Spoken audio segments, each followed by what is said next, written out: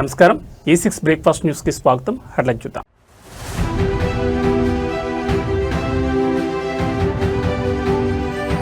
తెలంగాణలో మారిన స్కూళ్ల reopening date June 15 సోమవారం నుంచి పాఠశాలలు పునఃప్రారంభం.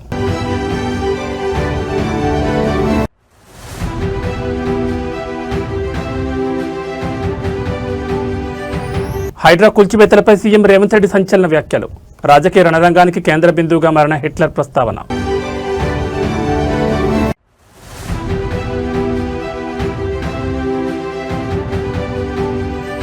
కోహెట్ పండ్ల మార్కెట్ భూసేకరణపై బీజేపీ పోరాటం ఉధృతం. రైతులకు పూర్తి పరిహారం ఇవ్వాలన్న రామచంద్రరావు.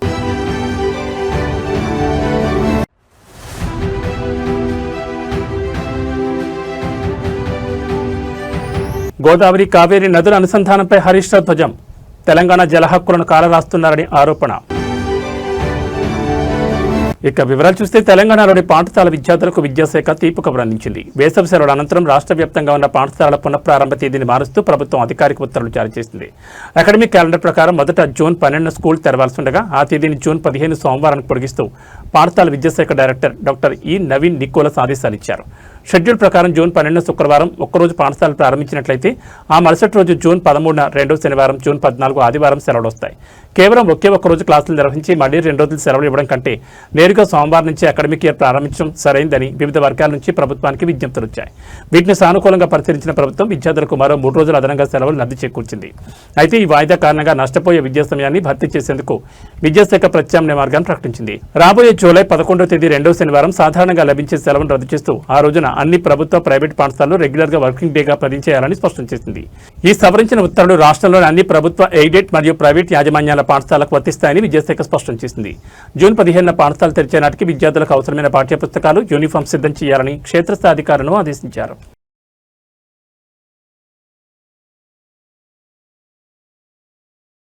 భాగ్యనగరంలో చెరువుల పరిరక్షణ, ఆక్రమణ తొలగింపు కోసం తెలంగాణ ప్రభుత్వం ప్రతిష్టాత్మకంగా తీసుకొచ్చిన హైడ్రా మరోసారి రాజకీయ రణరంగానికి కేంద్ర బిందువుగా మారింది.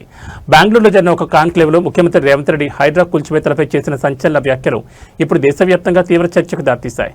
జర్మనీ నియంత హిట్లర్ స్ఫూర్తితోనే తాను హైడ్రాకు ఆ పేరు పెట్టానని, హైదరాబాద్ కూల్చివేతలను ఇరాన్, ఇజ్రాయెల్ యుద్ధ క్షేత్రాలతో పోల్చవచ్చంటూ సీఎం వ్యాఖ్యానించారు.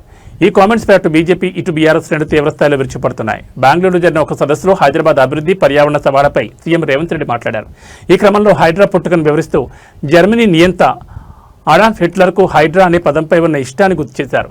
హిట్లర్ కోర్ టీంను హైడ్రా అని పిలిచేవారని, ఆ స్ఫూర్తితోని పేరు పెట్టారని చెప్పుకొచ్చారు. అంతేకాదు హైదరాబాద్లో తాము చేపట్టిన ఆక్రమణ కూల్చివేతలు ఇరాన్, ఇజ్రాయెల్ యుద్ధ క్షేత్రాలను తలపిస్తున్నాయని, తాము తీవ్రస్థాయిలో కూల్చివేతలు జరిపినట్లు ఐ డెమాలిష్డ్ లైక్ ఎనీథింగ్ అంటూ వ్యాఖ్యానించారు. దేశంలోని మెట్రో నగరాలైన బెంగళూరు, ముంబై, ఢిల్లీ వంటి ప్రాంతాల్లో కూడా చెరువుల రక్షణకు ఎలాంటి కఠినమైన వ్యవస్థలు కావాలని రేవంత్ రెడ్డి సమర్థించుకున్నారు. సీఎం రేవంత్ రెడ్డి వ్యాఖ్యలపై కేంద్ర మంత్రి, Telangana BJP chief G Kishan Reddy social media వేదికగా తీవ్రంగా స్పందించారు. కాంగ్రెస్ పార్టీకి ఉన్న ప్రమాదకరమైన హిట్లర్ ఎమర్జెన్సీ మైండ్ సెట్ మరోసారి బయటపడిందని విమర్శించారు.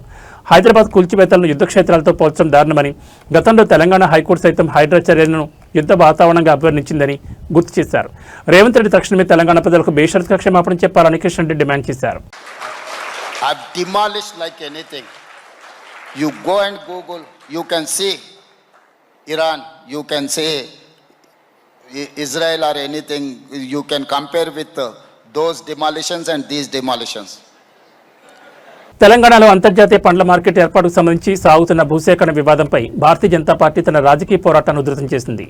మార్కెట్ నిర్మాణం కోసం భూములు కోల్పోతున్న నిరుపేద రైతులకు మార్కెట్ విలువ ప్రకారం పూర్తి పరిహారం చెల్లించాకే పనులు ప్రారంభించాలని బీజేపీ రాష్ట్ర అధ్యక్షుడు ఎన్ రామచంద్రరావు ప్రభుత్వాన్ని డిమాండ్ చేశారు.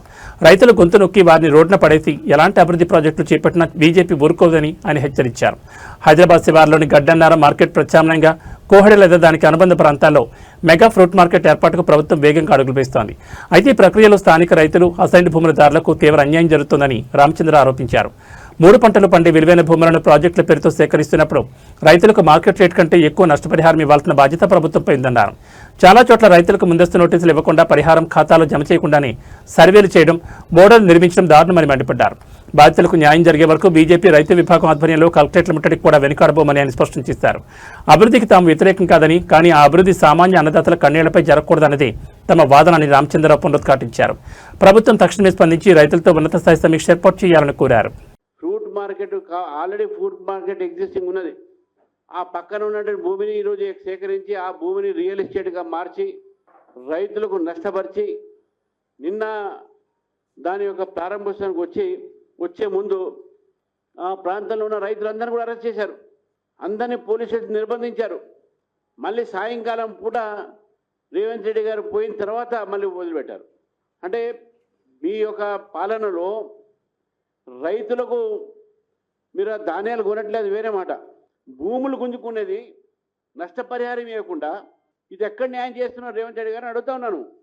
మీరు మాట్లాడతారు, రైతుల గురించి మాట్లాడతారు, రైతులు డిక్లరేషన్ చేశారు మీరు వరంగల్, అక్కడ ఏం చేస్తున్నారు రైతుల కోసం అడుగుతా ఉన్నాను.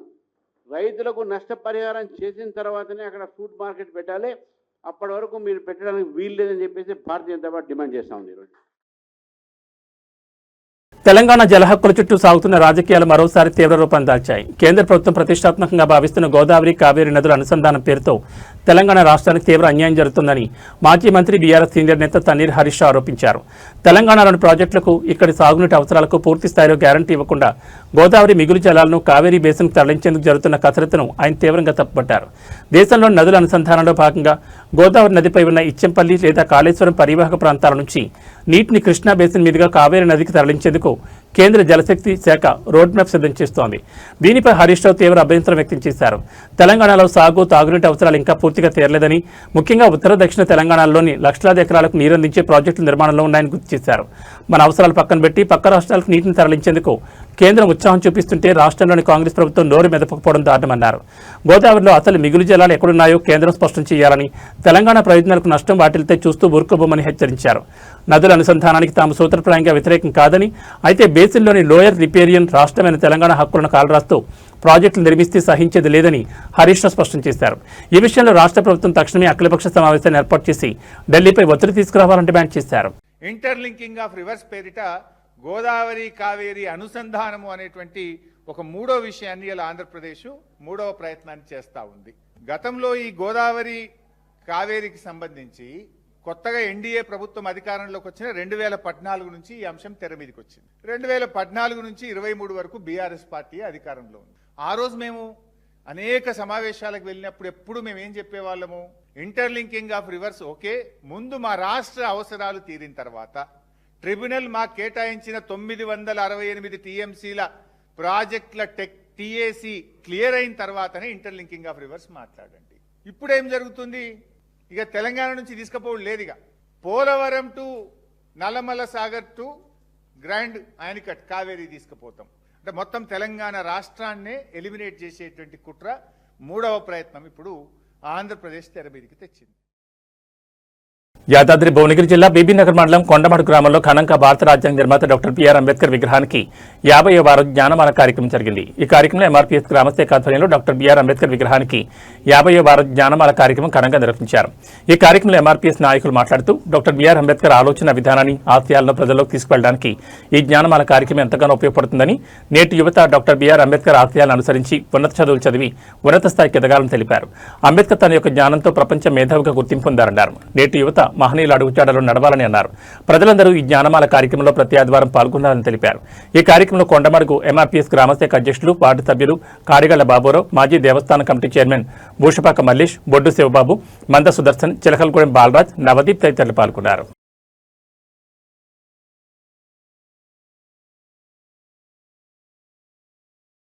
కుటుంబ సమేతంగా కొండగట్ట ఆంజనేయుని దర్శించుకున్నారు ఆదిలాబాద్ ఎమ్మెల్యే పాయల్ శంకర్. జగిత్యాల జిల్లా ప్రముఖ పుణ్యక్షేత్రమైన కొండగట్ట ఆంజనేయ స్వామి దేవస్థానాన్ని ఆదిలాబాద్ ఎమ్మెల్యే పాయల్ శంకర్ కుటుంబ సమేతంగా దర్శించుకుని ప్రత్యేక పూజలు నిర్వహించారు. ఆలయానికి చేరుకున్న ఆయనకు దేవస్థాన అధికారులు, అర్చకులు ఆలయ మర్యాదలతో స్వాగతం పలికారు. అనంతరం స్వామివారికి ప్రత్యేక పూజలు నిర్వహించి మొక్కులు చెల్లించుకున్నారు. ఈ సందర్భంగా ఆలయ ప్రధాన అర్చకులు రామకృష్ణ, ఉప ప్రధాన అర్చకులు చిన్నరాము వేదోక్త ఆశీర్వచనం అందించి శేషవస్త్రం, తీర్థప్రసాదాలు సమర్పించారు. ఈ కార్యక్రమంలో టెంపుల్ సూపరింటెండెంట్ ఉపాధ్యాయులు చంద్రశేఖర్, టెంపుల్ ఇన్స్పెక్టర్ చెక్కెళ్ల అశోక్ పాల్గొన్నారు.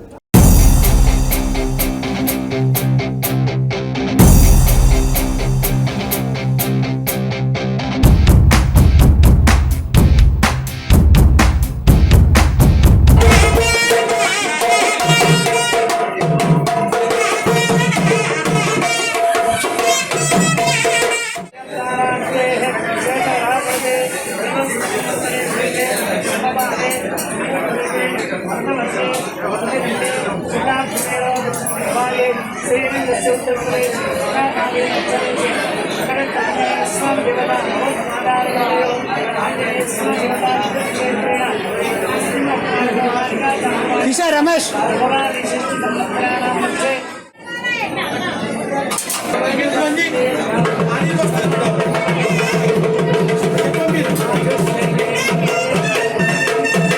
సిద్దిపేట జిల్లా హుస్నాబాద్ అంబేద్కర్ చౌరస్తాలో వంట గ్యాస్ ధరల పెంపు నిరసిస్తూ కాంగ్రెస్ పార్టీ ఆధ్వర్యంలో ధర్నా నిర్వహించారు. ఖాళీ గ్యాస్ సిలిండర్లు ప్రదర్శిస్తూ కట్టెలు పొయ్యిపై వంట చేసి కేంద్ర ప్రభుత్వ విధానాలకు వ్యతిరేకంగా వినూత్నంగా నిరసన తెలిపారు. ఈ సందర్భంగా కాంగ్రెస్ నాయకులు మాట్లాడుతూ పెరిగిన గ్యాస్, పెట్రోల్, డీజిల్, నిత్యావసర వస్తువుల ధరలను వెంటనే తగ్గించాలని డిమాండ్ చేశారు. యూపీ హయాంలో అంతర్జాతీయంగా క్రూడ్ ఆయిల్ ధరలు అధికంగా ఉన్నప్పటికీ సామాన్యులపై భారం మోపలేదని, ప్రస్తుతం క్రూడ్ ఆయిల్ ధరలు తక్కువగా ఉన్న కేంద్రంలోని బీజేపీ ప్రభుత్వం ధరలను పెంచి ప్రజలను ఇబ్బందులు గురిచేస్తోందని విమర్శించారు. పెంచిన ధరలను వెంటనే తగ్గించాలని, లేకపోతే కాంగ్రెస్ పార్టీ ఆధ్వర్యంలో ఆందోళన మరింత ఉధృతం చేస్తామని హెచ్చరించారు.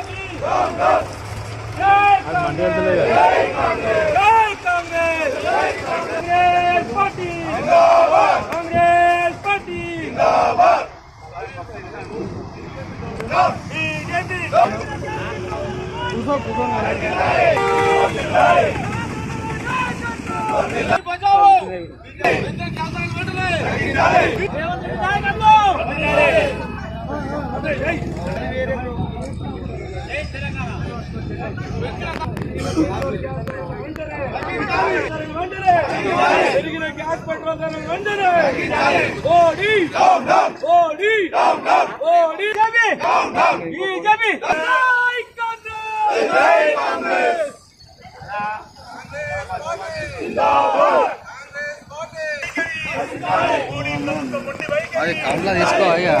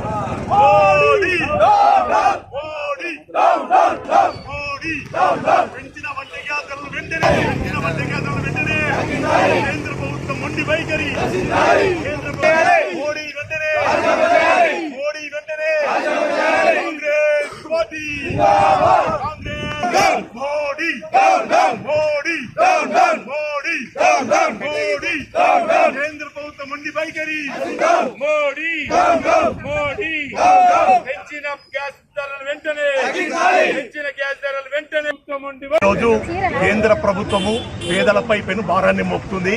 ముఖ్యంగా పెట్రోల్ ఉత్పత్తులైన పెట్రోల్, డీజిల్, గ్యాస్ ధరలను ఈ 2 నెలలలో 30 రూపాయలు పెంచి పేద ప్రజల మీద గుదిబండగా మారింది. ముఖ్యంగా పేద ప్రజలకు ఉచితంగా వంట గ్యాస్ ఇచ్చి అది రిఫిల్ చేసుకోవడానికి ఈ 2 నెలల కాలంలో 106 రూపాయలు 3 సార్లు, ఒకటోసారి 60 రూపాయలు, తర్వాత 17 రూపాయలు, ఈ రోజు పొద్దున 29 రూపాయలు పెంచి పేదలపై పేదలను గుదిబండగా మార్చారు. వెంటనే కేంద్ర ప్రభుత్వం ఈ పెంచిన గ్యాస్ ధరలను వెంటనే తగ్గించుకోవాలి, లేదంటే వెంటనే మోడీ రాజీనామా చేయాలి. రాజీనామా చేసి పేద ప్రజలకు అండగా ఉండాలని కోరుకుంటున్నాను.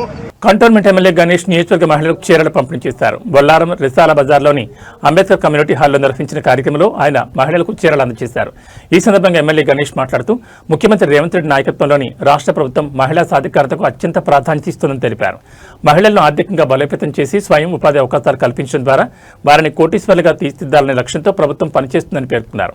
మహిళలను వ్యాపారవేత్తలుగా తీర్చిదిద్దేందుకు కాంగ్రెస్ ప్రభుత్వం పలు సంక్షేమ అభివృద్ధి కార్యక్రమాలు అమలు చేస్తుందని, మహిళలు ప్రభుత్వాలపై ఆధారపడే స్థితి నుంచి ప్రభుత్వాలకు పన్నులు చెల్లించే స్థాయికి ఎదగాలన్నదే ప్రభుత్వ సంకల్పమని ఆయన అన్నారు. గత ప్రభుత్వాల మాదిరిగా నాసిరకం చీరలు పంపిణీ చేయకుండా నాణ్యమైన చీరలను అందిస్తూ మహిళలను గౌరవించే విధంగా కాంగ్రెస్ ప్రభుత్వం వ్యవహరిస్తోందని ఎమ్మెల్యే పేర్కొన్నారు. ఈ కార్యక్రమంలో town machine coordinator Prakash, Congress senior నాయకులు కదిరి పవన్, వేణుగోపాల్ రెడ్డి, బాలరాజ్, రామన్న తదితరులు పాల్గొన్నారు.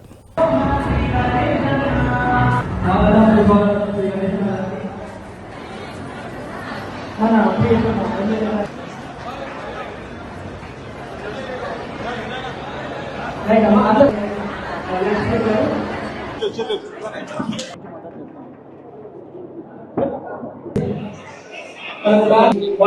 నిమిషాలు అర్థం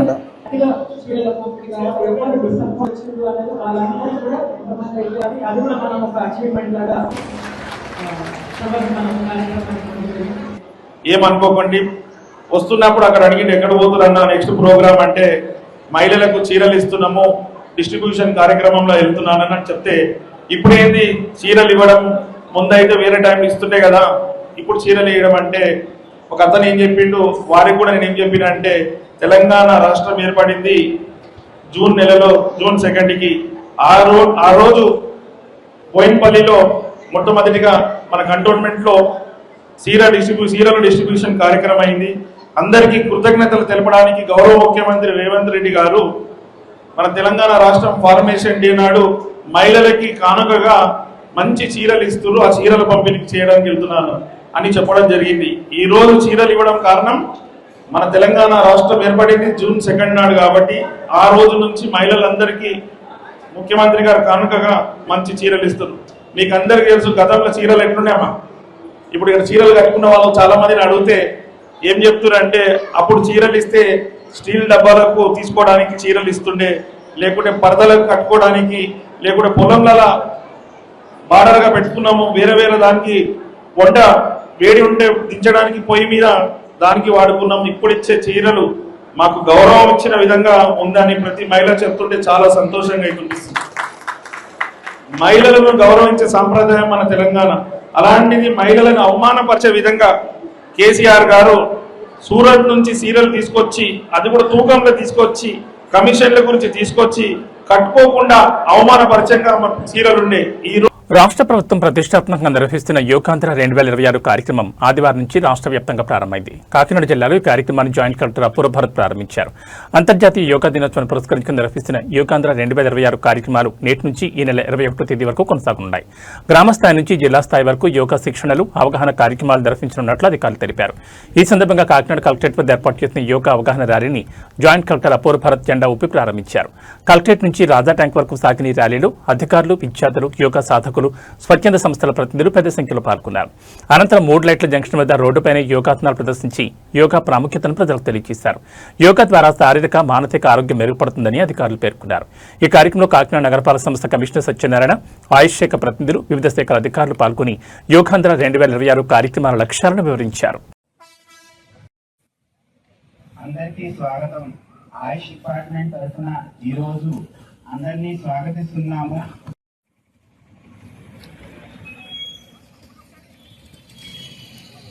సాధిద్దాం సాధిద్దాం సాధిద్దాం సాధిద్దాం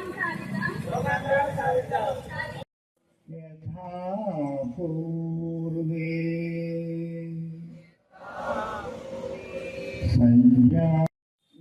నెమ్మదిగా చేయండి. ఇది ఫ్రోజన్ షోల్డర్కి మంచి చిన్న సూక్ష్మం. ఇప్పుడు ఫ్రంట్ బెండింగ్ చేసాం మనం, పైకి రండి పెట్టుకుని పైకి.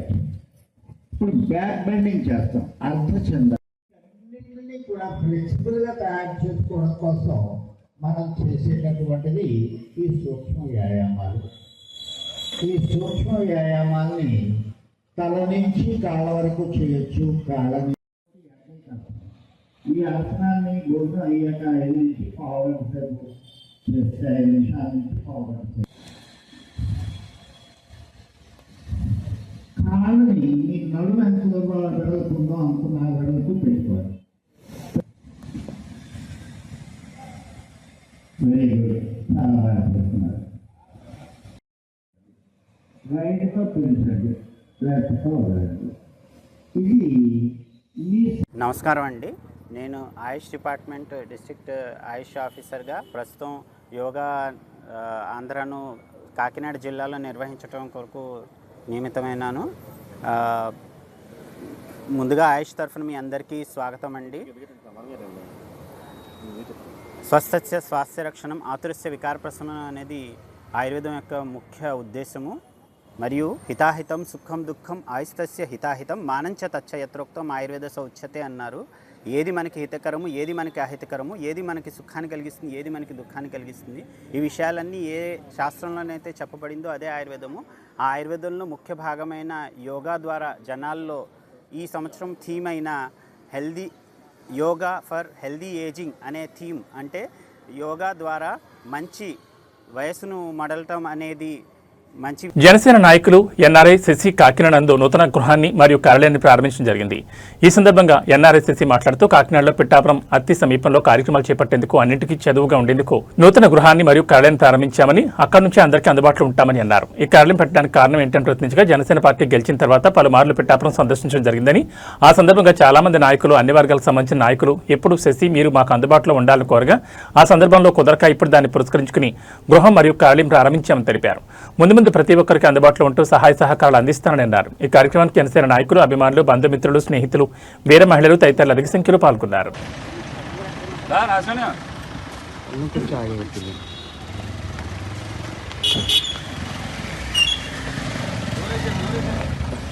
ఒక్క నిమిషం.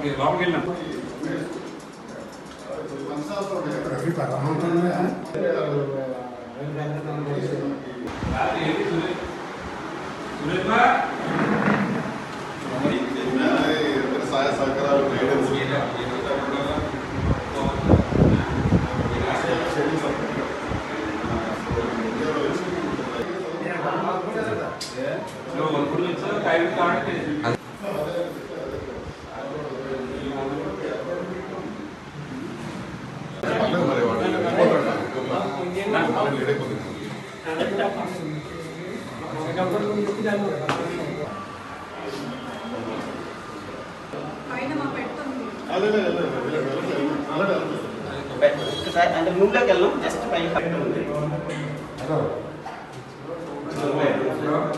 ఇది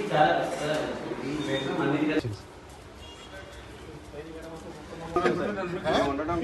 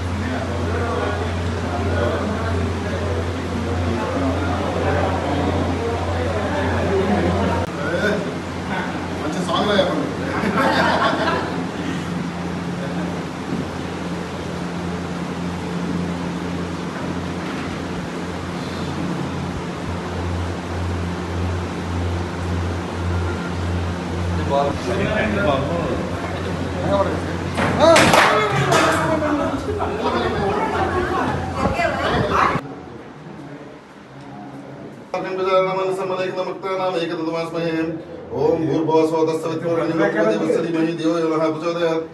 ओम भूर्भुवस्वतस्सवितुर्वरेण्यं धियो यो नः प्रचोदयात्।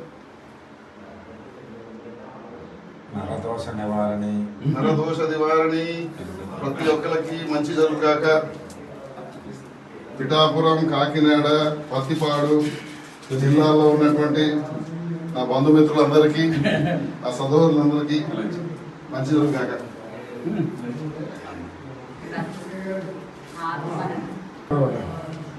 పళ్ళులో పోసాడు పళ్ళు పోయినాయి పాప మరి ఎక్కడ పోతారు.